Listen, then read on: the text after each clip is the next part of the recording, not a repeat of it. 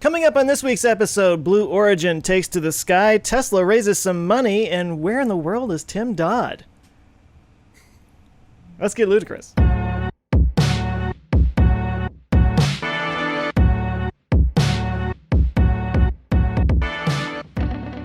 Hi, and welcome to Our Ludicrous Future. This is the podcast where we talk about all the cool technological, sciencey stuff that's happening today that's going to make our future totally ludicrous. I am Joe Scott with the Answers with Joe YouTube channel, and with me is Tim Dodd. Yeah, hey, it's me, Tim Dodd, that guy. And also, we have Benjamin Solons. What's up, guys? It's Ben Solons from Teslanomics. Benjamin. Say it right. Benjamin. Oh, Benjamin. As my friends call it. Benha. Because Ben means, like, come here, so. Means what? Premiere? Come here. Like, Ben aquí. Come here. Oh, conmigo. It's your Spanish lesson for the day. We could do that every week if you guys let us know. Leave a comment Spanish if you guys want a Spanish lesson. Our ludicrous Spanish lesson. How do you say ludicrous in Spanish? Wow. Ludicroso. Probably. Maybe.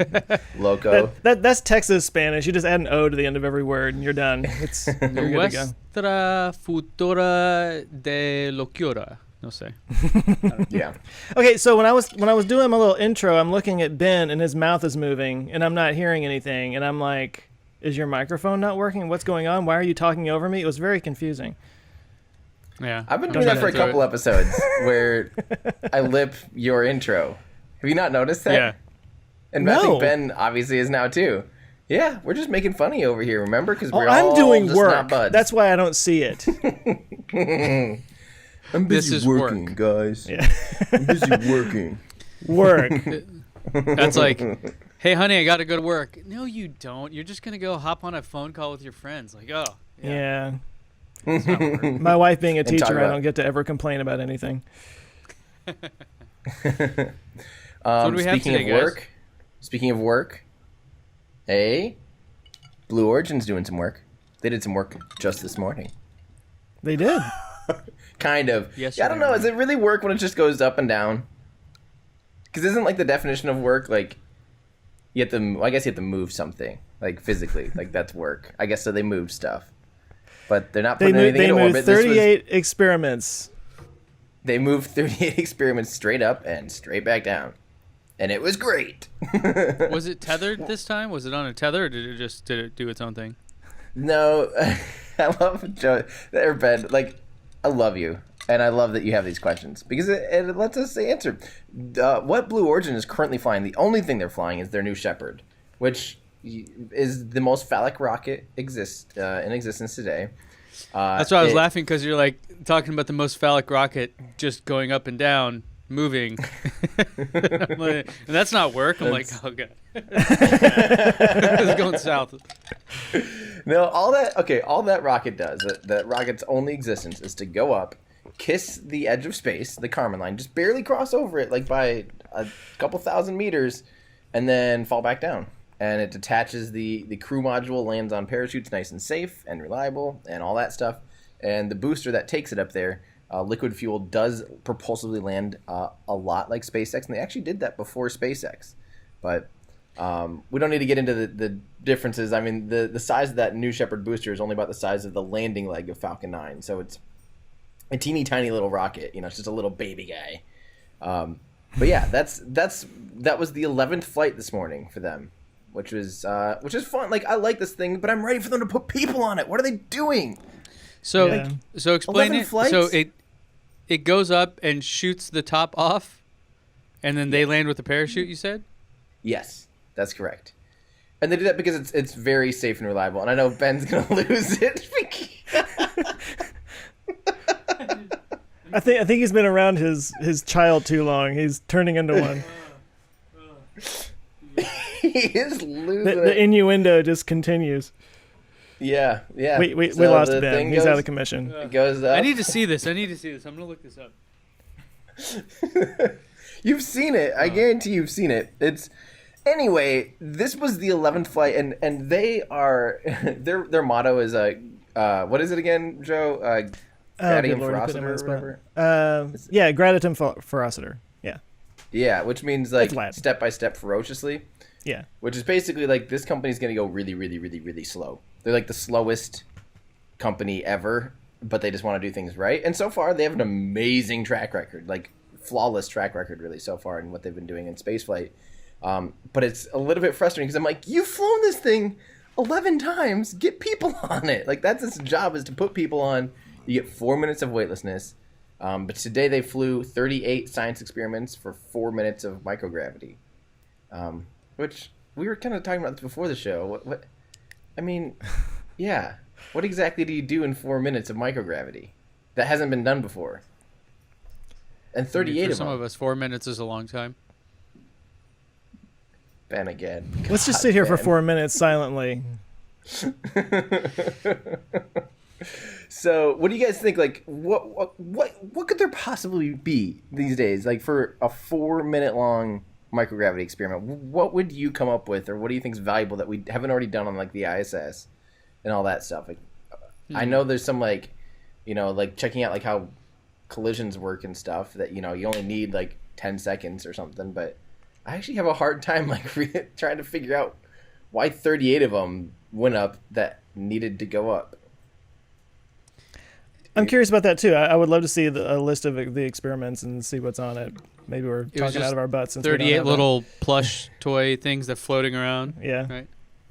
Well, They'll make a lot I mean, of so sales. for instance, I do have the thing pulled up. Here's some things they talk about. Like orbital medicine is like they're doing. They're demonstrating experimental medical technology designed to treat collapsed lung in zero gravity. Like that's pretty cool. New Century Technology High School, a group of students from Huntsville, designed an experiment to test temperature fluctuations in microgravity. Yeah, like MIT did a Media Lab Space Exploration Initiative. But a lot of this stuff, like I just don't get. What? Like have we not The studied? application of it, right? Yeah, like have we not studied temperature gradients in microgravity already? Is that not something that we know? You know, that Well, we've so what modeled? is microgravity? Can you just explain what is microgravity versus, say, the ISS, whatever type of gravity that has? It's the same thing, right? It's Is it? essentially the same thing. Yeah. Yeah. Yeah. It's essentially the same thing. The difference is, so all you're doing is like while you're in your parabolic flight. So if you throw something really high up, there's going to be a while where it's just like, it's not experiencing any change in acceleration. So there's not, something pushing on it and altering it, giving it like the force of, you don't feel the force of anything. You're just falling basically. And even when you're coasting up, you're experiencing weightlessness because your environment around you is also coasting up. You know what I mean? There's no. Yeah. Yeah. So is there? I thought this was more of just a tourism kind of thing, or no? That's It is. Eventually, that's the Virgin- plan. Yeah. Yeah, Okay. that's why I keep saying put people on this thing. Like it's got to be Yeah. coming this year. It's got to be coming this year. Maybe we'll I find keep out hearing more by the in end of the year. Yeah. And maybe we'll learn more next week, actually, because next week I will be out in D.C. to see Mr. Jeff Bezos, who owns Blue Origin, talk about their future of exploration, whatever that is. My bets are they had a tweet with a picture of an old ship in like The ice. Shackleton voyage. Shackleton, exactly. And there's Yeah. Shackleton crater on the moon, which is on the South Pole, which is kind of a hot topic right now. So people are speculating that, they must be talking about plans to go to the South Pole of the moon. Which, can you imagine if they're like, look, we are, because they have the New Glenn booster is huge. I mean, this thing is almost the size of a Saturn V. It's massive. It's 7 meters wide. That makes, that's almost as wide as the Falcon Heavy is. Well, not quite. The Falcon Heavy is about 12 meters wide with all three cores. But each core of the Falcon Heavy or Falcon 9 is 3.7 meters. So this is twice as wide as that. Significantly taller. Like the first stage of New Glenn is almost as tall as both stages of Falcon Heavy and Falcon 9. Like it is a huge, huge vehicle. And I wouldn't be surprised if all of a sudden it's like, hey, we have this whole architecture and we're going to be landing on the moon in like 3 years or something. Wouldn't that be awesome? I keep saying Blue Origin's got something up their sleeve that we don't know about. Well, But and they even- what? Go ahead. I was going to say they even tease. So their naming scheme is New Shepard, which is suborbital flights like Alan Shepard, the first American to do a suborbital flight. Then New Glenn for John Glenn, the first American to orbit the Earth. And then they keep teasing, or they've teased only maybe 2 times, New Armstrong, which obviously is the first person to to walk on the moon. So people keep speculating that that's going to be like their behemoth of a rocket that's just like so beyond next level. Might make BFR and Starship, SpaceX's Starship, look like a joke even. So we might actually be seeing an era of like the billionaires making monster rockets. I am excited for it. I mean, that's like, what if they announce the new Armstrong or get some details on that? That would be awesome. Yeah. And when they start making reusable ones, they'll call it the new Musk. Well, so the joke that people say is that when Blue Origin gets their Mars rocket off the ground, it's going to be called the new Musk because Elon Musk will have already been there. But that's like, it just sounds wrong. Fanboy joking. New Musk. I mean, I think I had that in 7th grade. I wore it to the prom. Yeah, I was going to say. Yeah. The chicks loved it. I'm of course, Axe bod sprayer. Do you guys remember that Axe stuff? body spray? Yeah. Yeah. Oh, bod. Yeah, I remember that. Bod. Yeah, that's what I was thinking. Those commercials. Yeah. I want your bod. I want your bod. It worked. Wow, that really got stuck in my head, didn't it? Okay. Were you on that commercial? I was. Oh. Joe was. Joe one. was the 32-year-old teacher in those commercials because, back in '92 when those commercials were out, he was 32. Yeah, I was 32 for about 20 years. Ooh, burn. Anyway, so I'm sorry, I'm just trying to really keep the making fun of each other thing alive, but yeah. Anyway, new Armstrong, we might get a tease of that next week. So next week I will report. We'll probably have to record on Friday, the day after the event, so we can talk all about it. Because it might be a big event. Blue Origin's never really done an event like this. And so I'm really excited about that because, maybe they're going to do a presentation like how Elon does his, like the ones that IAC he did 2 years in a row, and then the Dear Moon thing, where they do a presentation updating you with where they're at and their goals and ambitions. I would love if that's what this is. That would set a new precedence. Like, that'd be really cool if that's just the new thing that rocket companies and aerospace companies do. Is like, hey, here's what we're aiming for in 5 years. Like, here's our progress. Like a yearly update. That would be freaking awesome. Do you think there's any significance to them doing it in DC? Space Force. I mean, Bezos and Trump are not exactly friends. I'm wondering if this is a little bit of genital wagging or something, like is... Yeah, like that Saturday Night Live skit. I didn't really think of it too much, being in DC, but yeah, you're right. That might be something. I was just wondering why they wouldn't do it at their facility at KSC or I don't know. I'm just curious. Washington, where their headquarters is, or they have a new engine manufacturing facility in Huntsville, basically. Like they have places, and I'm surprised they didn't do it at any one of those places. Yeah, that's just got me wondering. Are they doing it at the Trump Hotel there in D.C.? Just right outside the front door. Well, I mean, it might be that. It might be that they are I don't know. Like, I want to say pairing with NASA on something, but then even then, wouldn't they do it at NASA headquarters? Like, why D.C.? It just seems like they're trying to make some kind of statement there, and I don't know what it is. Maybe I'm reading too much into it. I don't know.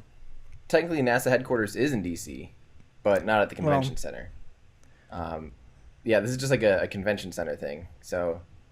Oh, yeah, okay. It is. I didn't know. But who knows, though? Really, who knows? Yeah. I'll find out, and we'll talk all about it next week. Hopefully, it's something exciting and not just like, we're going to put a person on our new Shepard at the end of the year. Yeah, we assume that. Yeah. Here's what it's going to look like. They just show us all 11 flights, 20 minutes each. Like, here's what this one will look like. Yeah, we know.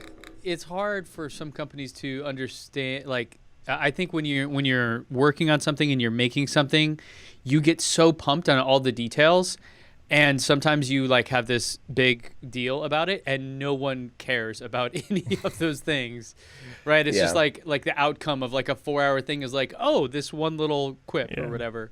Like Mercedes, with their electric car thing, had literally 2 full days, 8-hour days of technicians explaining to the press about all the, like, how everything worked. And in the end, all the reporters were like, so how much is it going to cost? What's the range? What's the performance like? When will it be available? They didn't answer any of those questions. And all the press was pissed. They were like, I was literally here for 3 days and you didn't give me like the 3 things I cared about. Like, this is so dumb. Right? But they were just so pumped on their engineering that they like thought everyone else cared, and they were wrong. So hopefully this isn't that, you know? Yeah. Well, I'm totally pro Blue Origin. I want to see them do great things, and I'm excited about what kind of stuff they've got going on. But I got up early enough to watch the not that it was that early, but to watch the New Shepard flight this morning. And it always kind of cracks me up. I mean, I love the enthusiasm that their announcer has, but it, like you say, it's like this little suborbital hop, and she's like, look at this beautiful arc, and it's doing this amazing thing to the perfect landing. And I'm like, okay, calm down. She's like the Steve Ballmer of tech presentations or something. Yeah. She's like super just over the top excited. And I'm like, okay, no, be happy. I'm not going to yuck your yum, but okay. They should get the Let's Get Ready to Rumble guy. Yeah. That would be so good. Let's get ready to go to the Kármán line. Yeah. Oh, yeah. You know, why don't they just put that thing into orbit? Oh, yeah. Did you see what I did there? Was that a segue? Yeah, that's a segue. I don't know if I can actually share my screen here. I'll try. It might like explode or something. Hey, can you see? Hey, can we just really quickly? I'm sorry, I know you like already opened that up, but for anybody who's wondering and is not seeing this, like, why do you sound so different today? Oh yeah. Sorry, I forgot all my recording equipment, and I am currently on a secret mission. So I forgot everything. So I'm just recording into the laptop, and it's probably gonna sound like garbage. You're welcome.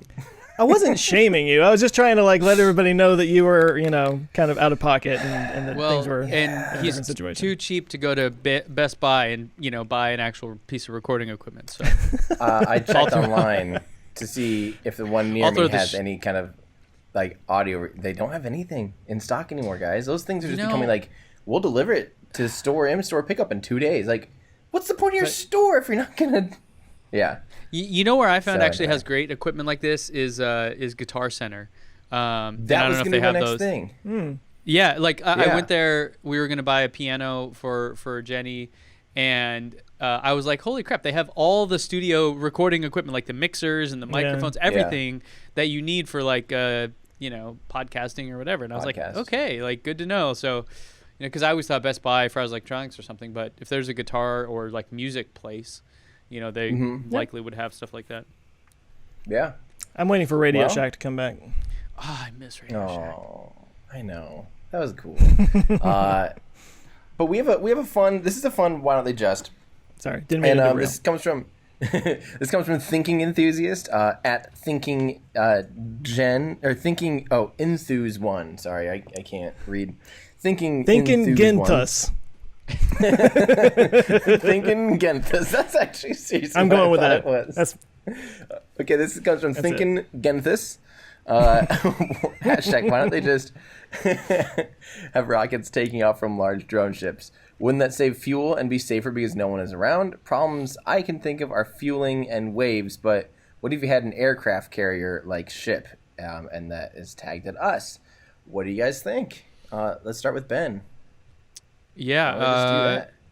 So BFR. Oh, crap. Whatever it's called now. Yeah. Starship. FNA BFR. That was the thing that they had shown, right? Was that you would take like a Hyperloop out or some boat out, and I think Tim, you calculated that in order to for sound, because water dampens the sound, you need to be like 100 kilometers out to sea or something in order for it to not break the windows in Manhattan. So it seems like a plausible idea. Yeah, it was like stupidly far where you're like, okay, this is weird. My guess is the waves is probably a real big one, and even an aircraft carrier is susceptible to this. Like people, if you don't spend time in or around the ocean, you probably severely underestimate how big and powerful it is. So even if you had an aircraft carrier, and we have several of them here in San Diego, actually a few of them just left, they still are susceptible to this kind of thing. And I mean, I would have to imagine even like a 1 degree shift when you're launching could be, I mean, it could probably be corrected, but probably not what you want, right? When you're sitting there doing the math about, okay, exactly how much fuel, exactly how does it go? Like, so it just seems, it seems like it's not that big of a deal in terms of risk. Even if it blows up, it's still miles away from most people. And there, you would be adding a ton more like variables to the thing that are unnecessary, I would say. That's my guess. Okay. Yeah, Joe, what do you think?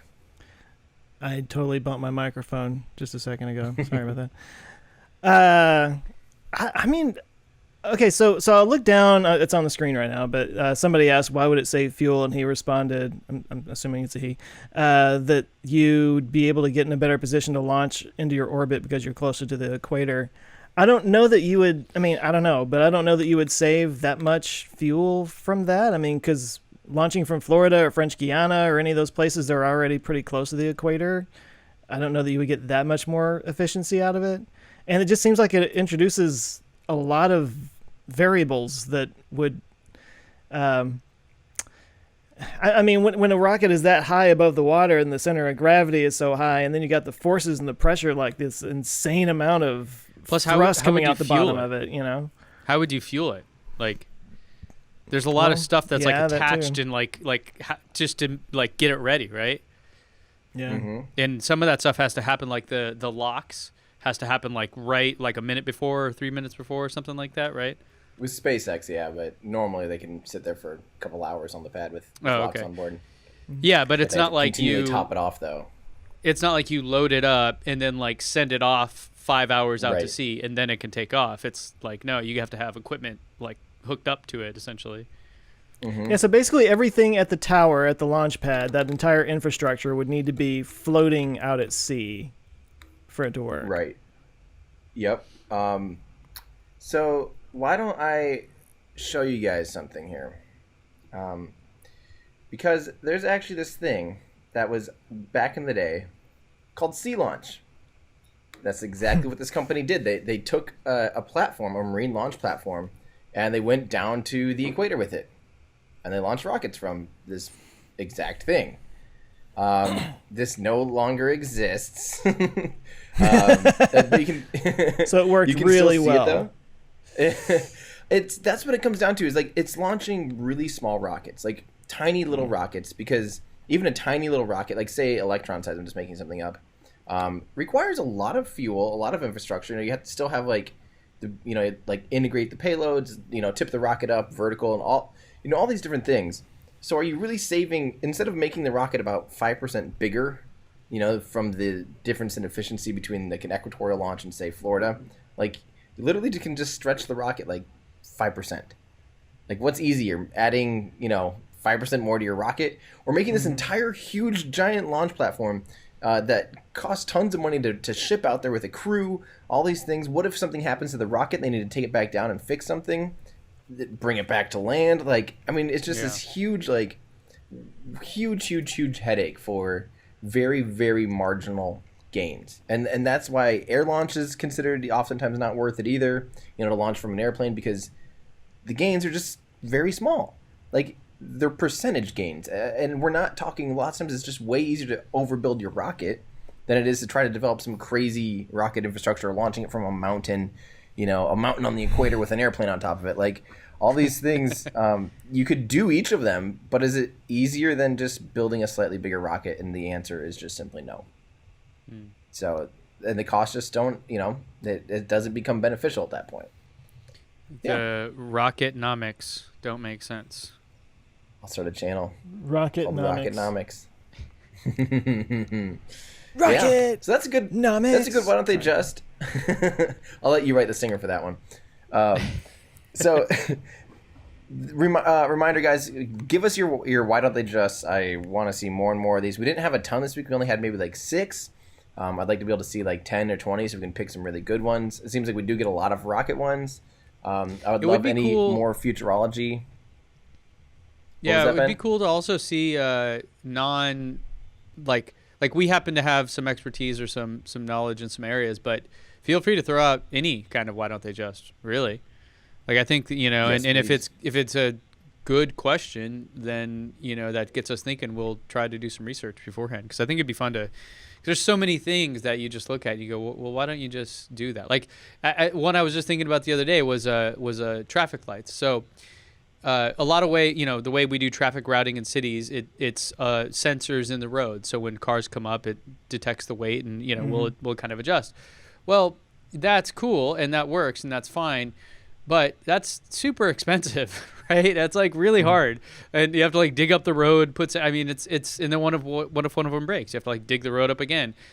Nowadays, cameras with computer vision, which is a study in AI, are incredibly cheap and good. So you literally could just like pop cameras on stoplights or anywhere, and with some interns from any college in the regional area, you could probably write some algorithms that route traffic way better, because they could even detect people driving from like oh crap, like there's a whole bunch of people coming, I could tell you how many cars are coming, how fast they're coming versus this way, so you could prioritize it even more efficiently.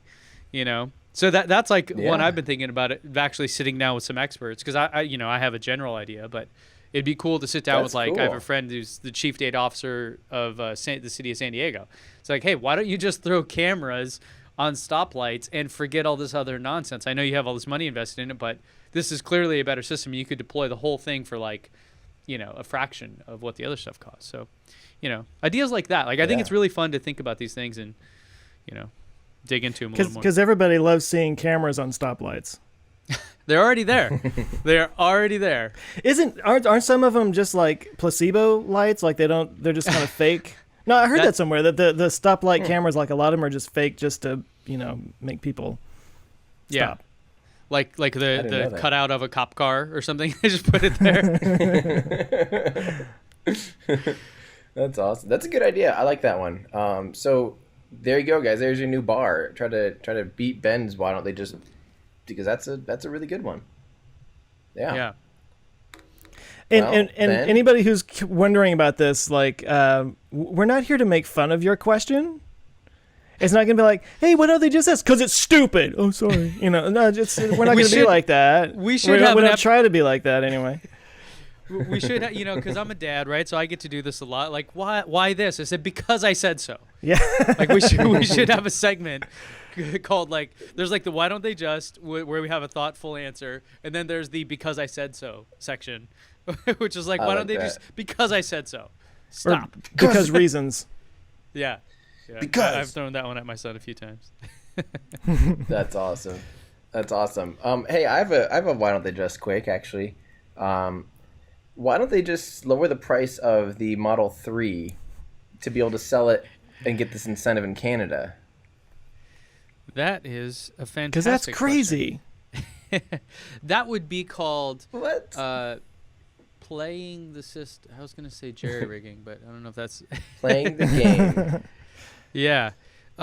Joe, do you have this up on your screen? You could show a little story that popped up, or do I need to do it? Can you do it? If I can do it, I would have to find it real quick. Oh, well, there you go. Okay, fine. We'll do it live, people. We'll do it live. My other favorite thing to say. Okay, so I did have a bunch of notes, but I won't be able to read them because I'm sharing my screen Actually, here. I might be able to do it here. Guys, what is this? Okay. It's amateur hour. There we go. Yeah. It is this week. That's what this whole we thing have off is, weeks right? sometimes, guys. All right, so Tesla, as Tim alluded to, is launching a cheaper Model 3 with 150 kilometers of range. Carry the 2, that's 92 miles. In Canada, which is just north of United States. And the purpose of this is to get a $5,000 incentive there. So the deal is that they previously had a limit. I'll just read from the statement here. It says, to be eligible for incentives, a vehicle must have a base model manufacturer suggested retail price of less than $45,000 for passenger vehicles with 6 or fewer seats, and less than $55,000 for vehicles with 7 or more seats. For eligible vehicles with 6 or fewer seats, higher priced version trims are eligible as long as the final manufacturer suggested retail price is $55,000 or less. So this is essentially what they did is they software locked this, and they reduced the price in order to enable it for Canadian citizens to take advantage of this, because there was a previous $14,000 incentive that was amazing, and then the government stopped that like immediately, like no phase out, no warning. It was just like one day, okay, it's done, no more. And then they had some concessions there, because there were like people that like literally my delivery day is tomorrow and the car's here, it's in Canada, I paid for it, there was this kind of like transition period, and they said no, full stop, and then they kind of, I think they got sued for that, and then lost. So somebody fact checked that for us. But anyways, after that they came back with an incentive, this $5,000 incentive. By the way, do you still say dollars if it's Canadian dollars, or do you say Canadian dollars? It's one of those things. Like, is it still a Denver omelet if you're in Denver? You know, I think they just say like 10,000 Canadian. Okay. I've heard it said that way. 10,000 Canadians. So you get 5,000 Canadians off of your off of the price, except Tesla, because all of the Teslas after import duties or taxes or whatever were more expensive. My speculation, and there's probably some research into this, is that they kind of assume if you can afford a car that expensive, you don't need the tax incentive. So in some ways, you know, people would probably like it's funny because there's kind of a weird mix here of like, hey, rich people should pay more taxes, but EVs should also, you know, we want EVs, so we should give tax breaks on EVs. But what if you're like a rich person that wants an EV? So there was kind of this weird like matrix of like yes, no, yes, no. And it sounds like Tesla is doing this to get around it, and it's a software locked thing. So the idea is later you could unlock that additional range and some of these additional features. So that's kind of the story. It's interesting to see how this will play out. It's really, it's funny to me. It's like, what got me was, let's talk about this. So it's not about the range. It has nothing to do with the range. It has everything to do with the price. This whole law that they're trying to skirt here. So why are they lowering the range on it? Just to justify lowering the price? Because I mean, it still has the same number of batteries in it. They're software locking it. Right. So why take the range away from people? Why not just sell it at that lower price? Well, because Tesla wants the money, right? So that later they can spend extra to unlock it, which doesn't count as as like an upgrade, right? Yeah, it's like a software feature, not a I'm adding, you know, a camera to my car that wasn't there before or something. Yeah. So in other words, someone can. You can get the car because they lowered it by about $2,000, right? Is that correct? In order to get it under this threshold, I think I read that 2,000 or 3,000. It was pretty like not very much. In order to get under that, so you can get $5,000 back. So the assumption is you'll buy it, you'll get the $5,000, and then you'll spend it on the $2,000 or whatever it is to upgrade it back up to the car that they wanted you to have in the first place. You know what I mean? Yeah. And you're up like $3,000 or whatever, you know, in that process. So they'll sell more cars that way. Yeah. So it was 47,000, and now it's 44,999. It's $1 below the $1. This is just silly, right? Aren't these things just stupid? Can we just like grow up about this nonsense and say, look, this is a good thing. Let people have it. I don't understand why the governments have to get so arbitrary with their numbers and stuff like this, you know? Like do you think someone did a study and said, oh, well, at this price, you are a rich butthead that we don't want to support? Like was there some logic to $45,000, or do you think it was more like, okay, the Tesla's at this much, okay, cool, there's no way they'll sell it for this price, let's just name that price to screw Tesla? Like I'm guessing it's more, I mean, probably not that exactly thing, but probably more arbitrary than data-based, than like science-based or evidence. That's just silly, man. What I'm wondering is if they're gonna like redo the law so that it's 44,995. Yeah. Is but the then cutoff. Tesla will change it the next day. And see, I think that's the thing that's stupid. It's a cat and mouse game. And guess what? Tesla can just, as we've seen, change the price via tweet in an instant. Whereas a government, to change a law or, you know, however they describe this thing, some kind of rule, will take time. There's paperwork that has to be done. So it's just a dumb losing battle. Honestly, it's like, yeah, keep going, guys. Yeah. Make it 35 grand, and Tesla will make one that goes 60 miles on a charge. Okay, like, yeah, I get you do have to draw boundaries. Like, maybe they do, maybe they don't, but I do love that Tesla plays that game, though. Like, Tesla plays it right back at them, and no one else can really afford to do that per se, or have the flexibility that they do with that stuff, which I think is pretty cool. Yeah, that's my opinion. This was like, there was a similar thing that happened in the UK. Oh man, I'm gonna mess this up. Please fact check this, and somebody do the right things I'm gonna say here in the comments. So it was Europe or the UK, which are or are not the same thing depending on who you ask. But there was a similar thing over there where it was, oh no, this was Norway. Ah, that's right. Okay, see, it's coming back to me. Norway and the UK are definitely the same thing. So yeah. Okay, they're both shaped like this. Across the pond, we'll say. And Norway, the most kind of EV-friendly country in the world. They don't have the most EVs overall, but they have the most per capita. I think something like 51% of all car sales were EVs a couple months ago. Crazy. And when it was largely due to the Model 3 arriving in Norway. So tons of love, tons of support from Norway related to EVs. And then there was an incentive that came out, but if the car weighed over a certain amount, it didn't qualify. And that excluded all Teslas. And so people were like, what the hell? Like, this is the best electric car. You love electric cars. Our whole country is like in support of this. And you just excluded the best one that we all want and are going to buy. So they called it like the Tesla tax. And then I think they ended up repealing it or something like that. Again, you wonder, like why are certain boundaries like this set?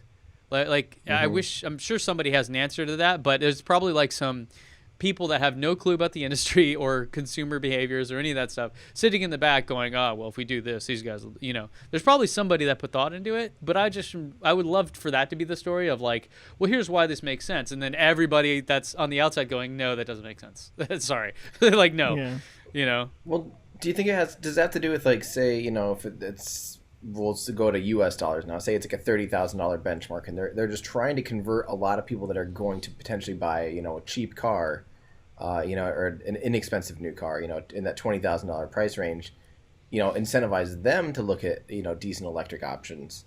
But then again, it's like, why focus on that instead of just all EVs or like all price segments? I guess. Yeah, I guess I don't know. Yeah. Yeah. Well, here in the U.S., we don't have that, and we're one of if not the most litigious country in the world, right? So it's a thing where, that's kind of what blows my mind. Is like, we don't have that, and EVs are pretty polarizing in our country because we have such this long history with support for oil-based things, right? So it's weird to me that like we don't have a rule like that, but they do, right? Because you can be as rich as you want, and you can buy a $5 million EV, and you still get a tax credit for it, right? So some states I know, like in California, in fact, our EV tax credit has there's like some weird laws of like, oh, well, you either get the money back or you get the HOV lane stickers.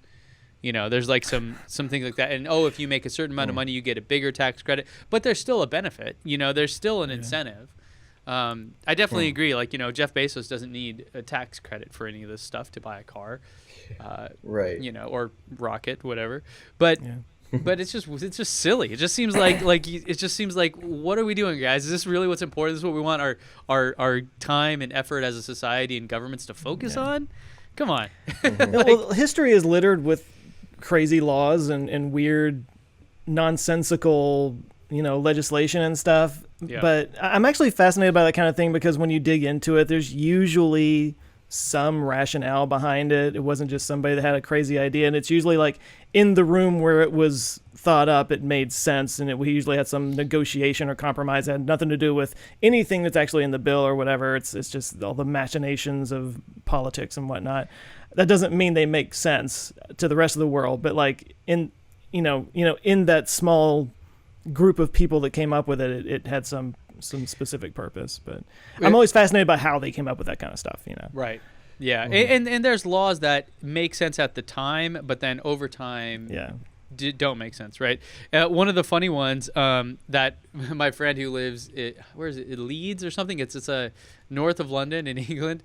In his town, until like maybe 5 years ago or 6 years ago, it was totally legal to shoot a Scotsman dead after dark.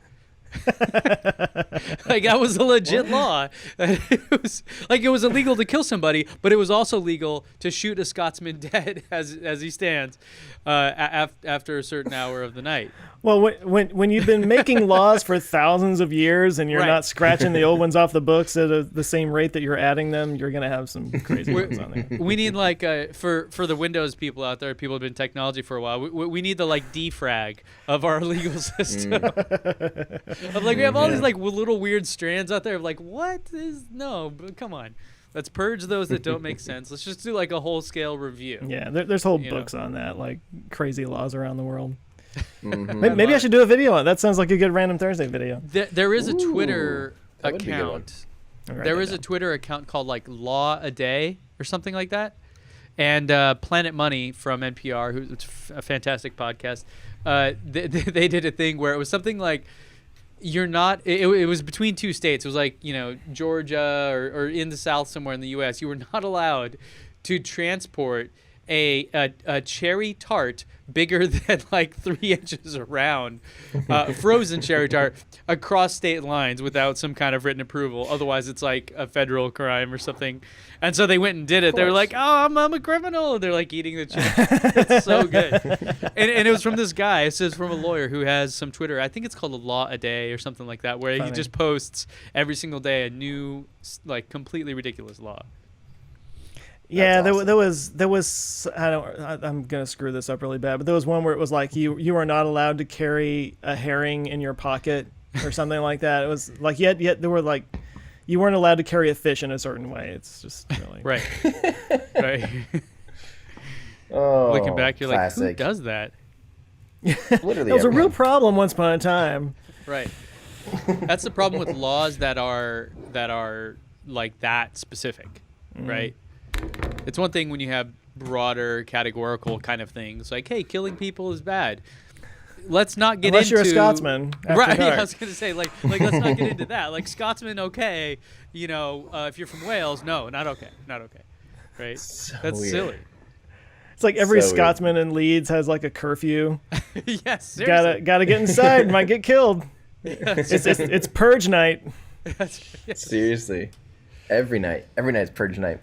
Hey, I did forget to bring up. I just wanted to bring up a fun topic, a little mini update on Starhopper.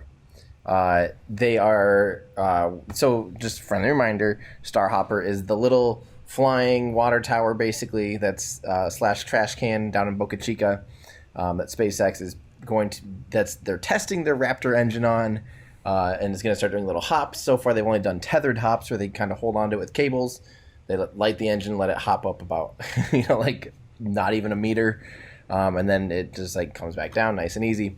Well, that was serial number 2 engine. So far, that we know there's 3 Raptor engines in existence that are like operational or in the testing and development phase that are full scale operational engines.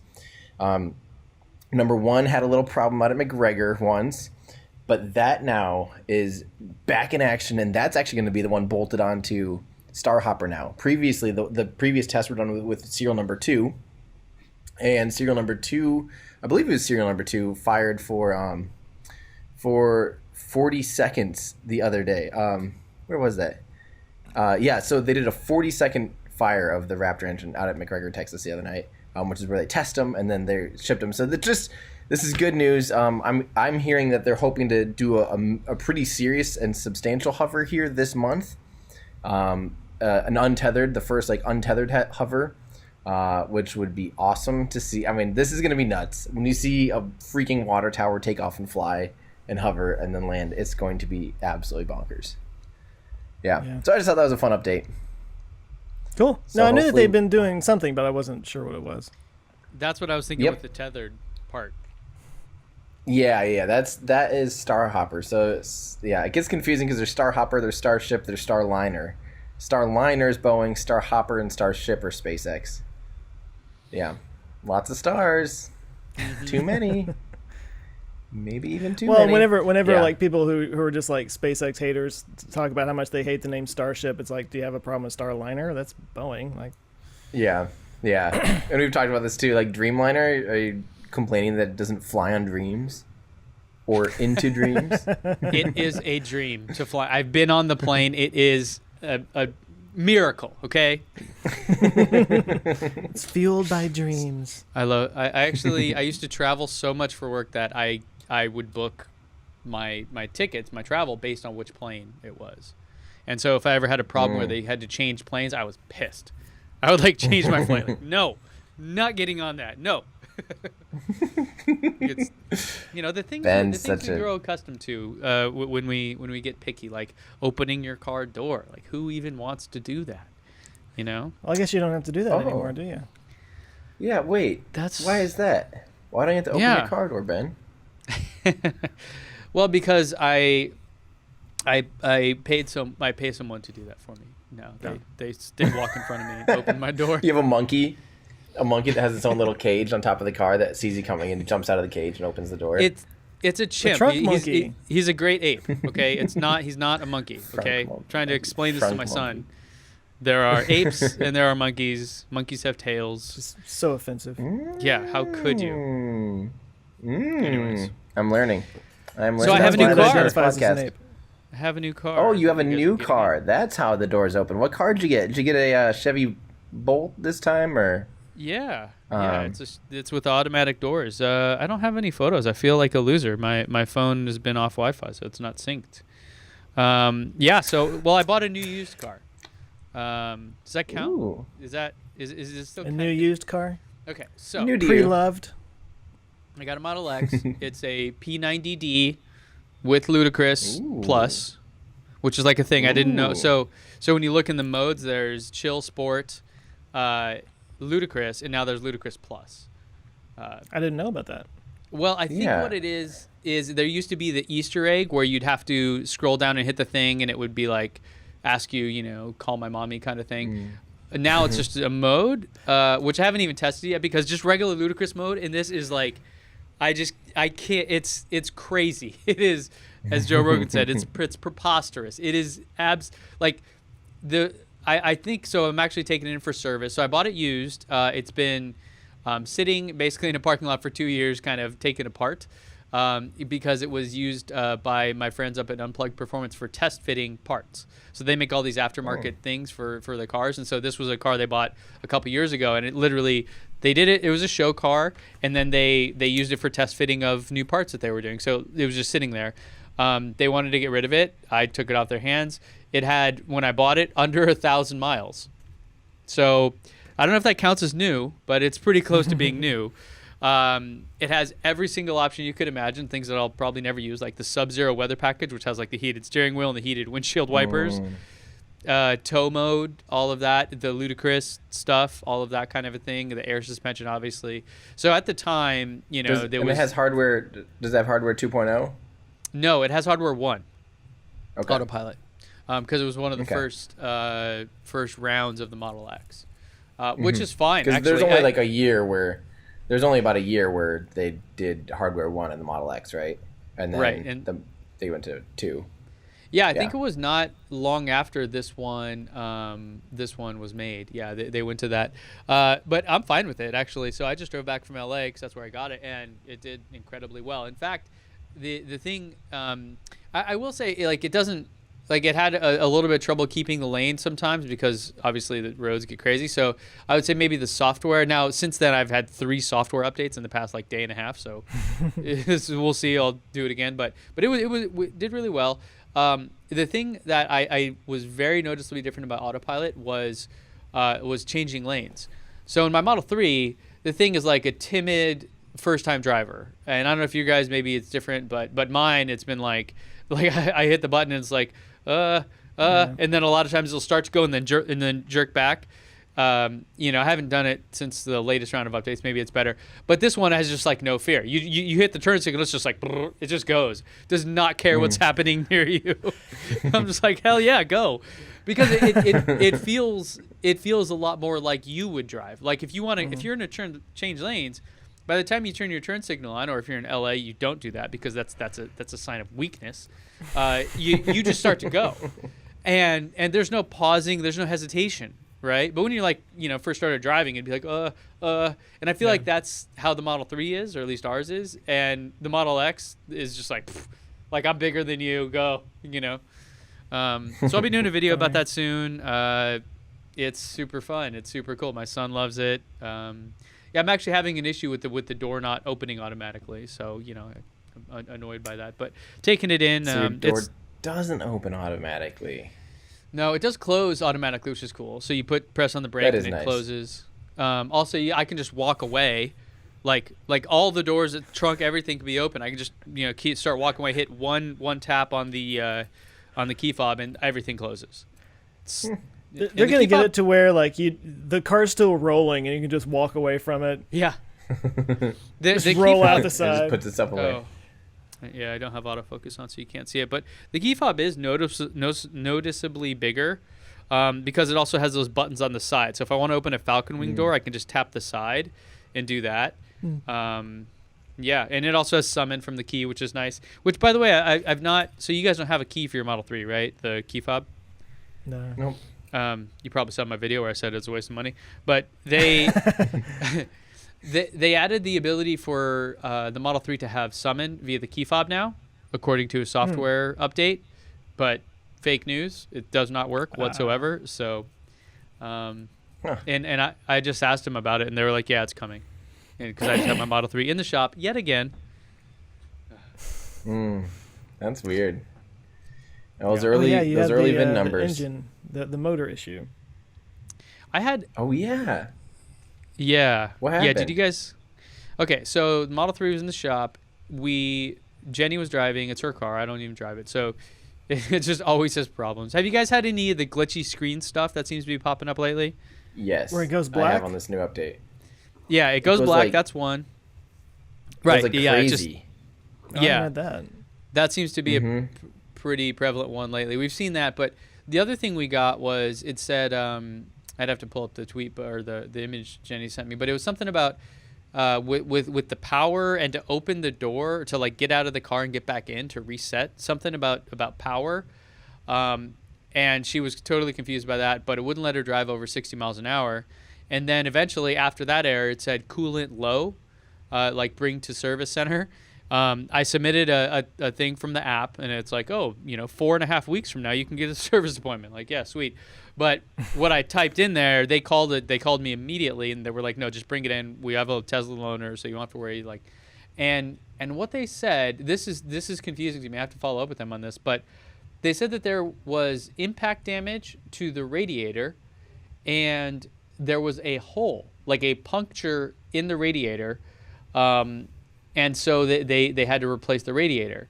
Then the actuator, which opens and closes the valve for something that goes in the coolant or something, that they said because you broke the seal of the radiator, they just don't want any leaks, so they replaced that as well.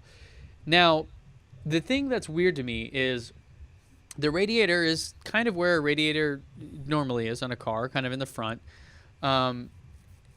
And in order for something to get in there to puncture it, because they said it was a puncture, they didn't say it was a dent. Because a dent, our car was lowered, it makes sense if we had hit something and but that next day after we got it back, we took it to Unplugged, I got my Model X, and we raised it back up. So no more lowering on the Model 3 because it just was, with the roads here, it was too bad. So when we looked underneath the car, there were some scraping and stuff, but there were no like serious damage whatsoever to anywhere underneath the car nor the front of the vehicle. So I'm totally confused how there could have been a puncture into the radiator or even any impact at all. So I don't know. And I saw other people saying that same exact thing online, that Tesla told them this, like I had to pay for this. It wasn't covered under warranty. Other people said the same thing, and they're like, I've never hit anything. How could this be my fault? So I'm not really sure what's going on with that. But did it ever leak coolant? Like, I feel like you'd pretty easily see a coolant leak. Yeah, like not really. The other day, there was some leaking underneath, but that was just the air conditioning. Because what we do when our son, because he falls asleep in the car for naps, and we bring it in the garage and put it on camper mode, and just so the condenser, the water off the AC falls out. But there was nothing that was bluish or any other colored coolant at all. So we're looking at this going, okay, you're telling us this, but like just show me the money. Like I don't you know what I mean? I'm sure they're not lying about it, but I'm like, how would the cause of this be something we did? Because there's no evidence of that I could find. The only thing I can think of is like road debris, like a little rock or something could have like gone into the front and only hit the radiator and not hit anything else. But they'd have to show you the hole, Yeah, and I think we have a law in California too that if you're doing this, if you're buying a new part, that you have the right to have them give you the old part. So I probably could call them up and say, cool, like let me have the radiator. Prove to me that there was a hole there. You know what I mean? Or just show me a damn photo. I mean, I don't know. Like, right. It just seems odd, And it was like $600. It wasn't a lot of money, but I mean, $600 is $600. That's a lot of money. Yeah. It's like a nice pair of shoes. It's like a decent set of shoes to drive in your roadsters.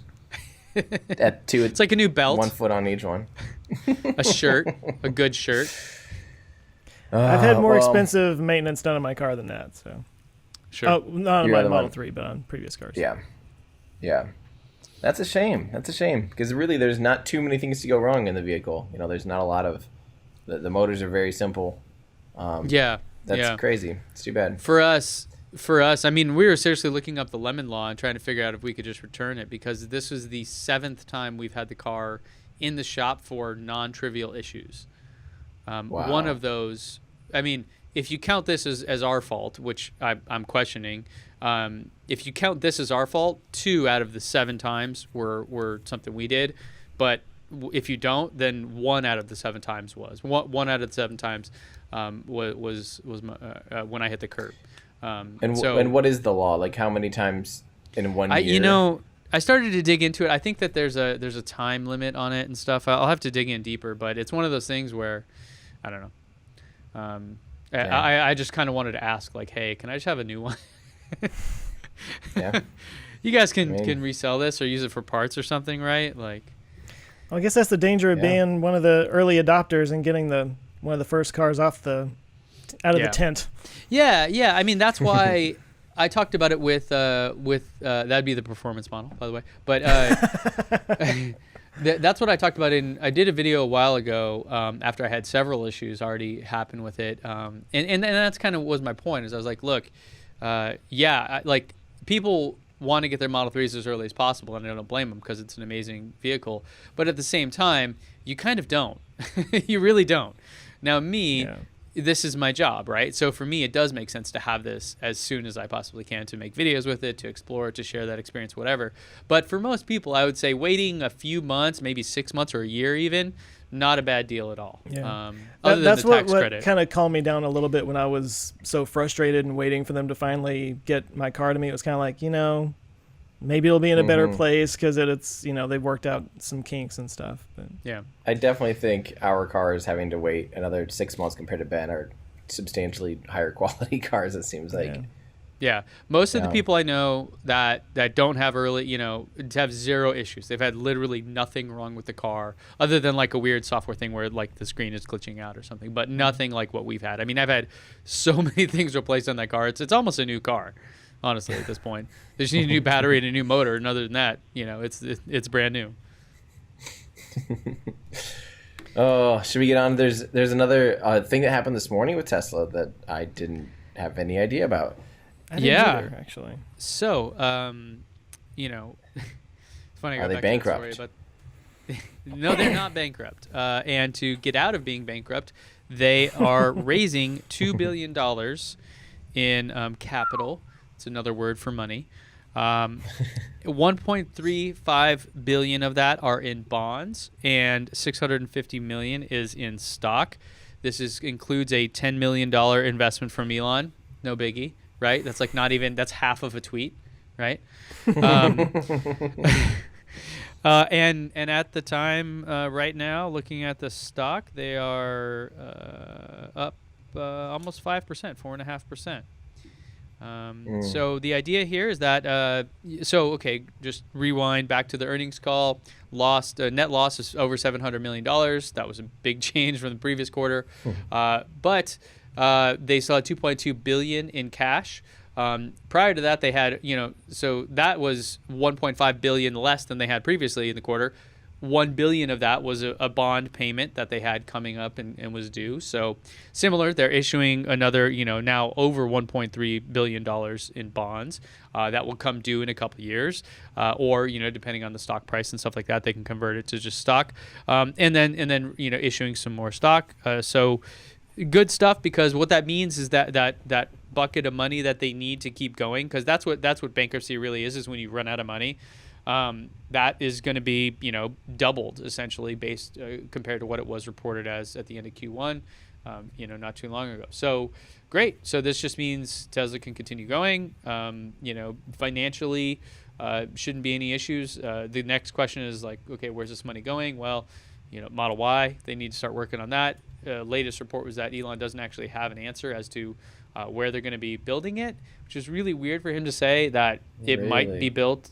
Yeah, so, we're all assuming it's going to be Gigafactory 1. That's what they had said it was looking like. And at the latest Autonomy Day, or was it a call? I forget. But recently, Elon stated that it's still a bit up in the air between Fremont and Giga 1. I think Giga 1 would make a lot more sense, but there's probably some additional logistics issues, et cetera, that need to happen. So obviously, there's much more to the story than that. But so this will help them kind of just keep trucking along and keep growing and expanding and talking about big investments in the energy side of the business as well. So good stuff. And the stock is up. So the market wanted this, which is kind of the thing. And the market does not reflect reality, so just put on your tinfoil hat a little bit when you think about, how these things work. But I think it's a good sign. I think they needed to do it. And luckily, Elon had repeatedly said he didn't want to do it, but finally, the more sensible folks were like, okay, we need to do this, because otherwise you could go bankrupt, and that's a big problem. So So his argument the whole time, correct me if I'm wrong, but wasn't it that he wanted them to be a mature company, and he didn't want to always have to be like finding new money every time they wanted to do something? He wanted to make sure they were lean and working, and didn't have to rely on that all the time. Am I right about that? And so I guess like they had a change of heart on that. So the call, or the quote from Elon related to that was, he said on the earnings call, he said, "I don't think raising capital should be a substitute for making the company operate more effectively. I do think there is some merit to raising capital, but this is sort of probably about the right timing." In Elon's very eloquent way of saying things. So, but what's the most cash they've ever had on hand? Is this like about as much as they've ever had? It's a lot. So it's going to be over $4 billion in the cash in the bank. That should be enough to build out Giga 1 for the Model Y, start selling that. The factory in Shanghai is also coming online very quickly. But this is that's like a separate business almost. So the funding and the money for that is kind of isolated. So they got local investors for that, right? Yeah, they got local Chinese investors and stuff, so it's just no-brainer for them. China's such a big EV market, and Tesla, even though there are other battery great, just manufacturing in general, So I've always wondered why they haven't finished out Giga 1 yet. It seems like it's kind of been stuck developmentally in the same place for a long. I've never been in it. I don't know what's going on in there. But like, you see like the final renderings, and they've had that for like 7 years now. And now you go and look at it, and it's like 3/4 of the way done. It's just kind of like been in that state for a long time. And I always wondered what the deal was there. Well, they just started working on it in 2014, so it's not 7 years old, but it's getting there. The renderings might be 7 years old. But anyways, so it's it's a big old building, factory. It takes. I think that there's probably a correct cadence here for how you build that out versus how, because the name of the game is, so if you want to be a profitable company, you have to be, spending less than you're making. It's kind of basic math, right? Mm-hmm. But if you know you're going to have this giant unending demand, then you can just keep spending for growth, right? Because that makes sense. But as you do that, you need more and more money from investors to fund that. And so as you get more and more people have opinions about how you should be doing stuff, and it can be kind of crippling.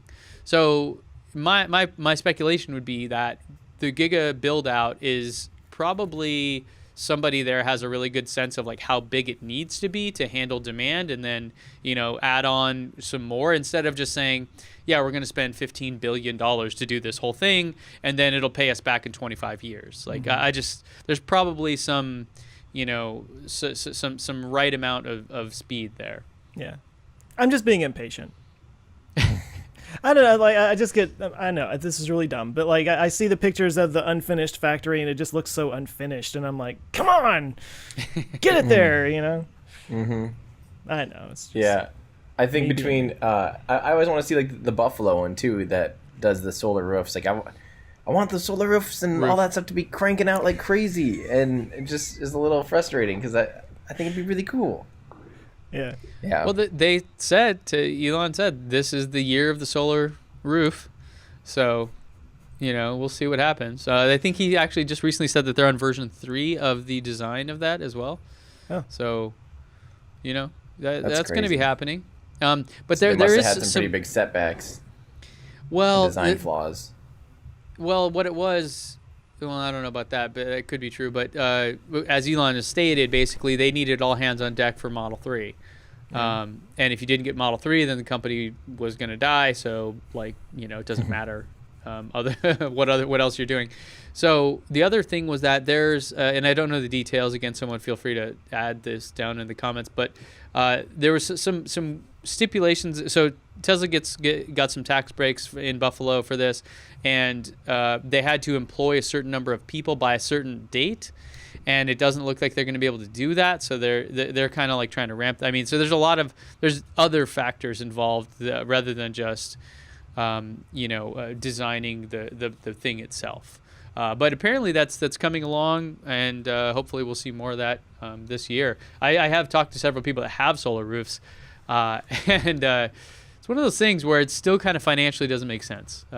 Maybe in the future it does, but right now it's a little bit questionable, I would say. Dang. Cool. Well, hopefully I really do want to see those, and I really do want to see the battery packs becoming way more like common at this point. I mean, those are things that I'm excited for, and that I can't believe there's not more competition in that realm of like solar roofs and battery solutions. But yeah, people have tried it. The problem with the solar roofs, when I researched on it, was that they generally were not nearly as efficient as just regular panels. So the cost was just astronomical compared to what you got. And so that's still kind of the case with the Tesla one. But maybe the newer versions will be better. But they look cool. They look cool, but they're not even the first ones to do that. They have a great design, but it's almost like when Apple came out with the iPhone. Like all the things the iPhone did were like, well, other devices do that, but they happen to just put it together in the best way. So it's one of those things where like all of these things kind of already are out there, but they haven't really found mass adoption. And Tesla, using their kind of brand, I think we're able to really kind of push that forward into kind of our lexicon. So but the Powerwall is like, I'm getting my Powerwall in a couple weeks now, so that's the sign. You are finally? Yeah. Did you end up getting the signature one, or what was the deal with that again? No. I don't know. Yeah, I think they were like, wait, this is going to Teslanomics? Elon's like, I am not signing that. The couch guy? No, definitely not. It'll be delivered with a couch. Joe Rogan talked about the couch when he was talking with Rich. Yeah. Oh, funny. Okay. Yeah, so and I texted Rich after that too, because I was like, hey, you forgot to mention that all the money we raised for the couch went to charity. Like, you make it really sound like, yes, people donated money to buy Elon a couch. That is a ridiculous thing. But in the end, it actually was a great thing. He matched it, and we ended up raising 18 grand for a company called Renewable World out in the UK that helps disaster relief by bringing in renewable energy. So their latest project was in Nepal. So literally, like all 18 grand that we raised is going to help people in Nepal rebuild after that major earthquake in 2015 with renewable energy. So like solar panels and batteries and stuff. So, I mean, it was a joke. That's I just agree. nuance. Yeah, but I'm like, you missed the point that it actually did something good. Yeah. Dang it. Well, now you said that on this podcast, which has a way bigger audience than Joe Rogan, so that'll set the record straight. Set it straight. You said it straight. Everybody, our audiences are identical. Same demographic. What are you guys working on? My video, which I was shooting before I jumped on here, and I had to stop, so I've got to finish it as soon as we're done, is about future mega telescopes that are coming online, both space and ground-based. Ooh. Yeah. Sweet. I'm excited. That'll be cool. A lot of cool stuff coming on. Is James Webb considered a future one, or is that like too mainstream?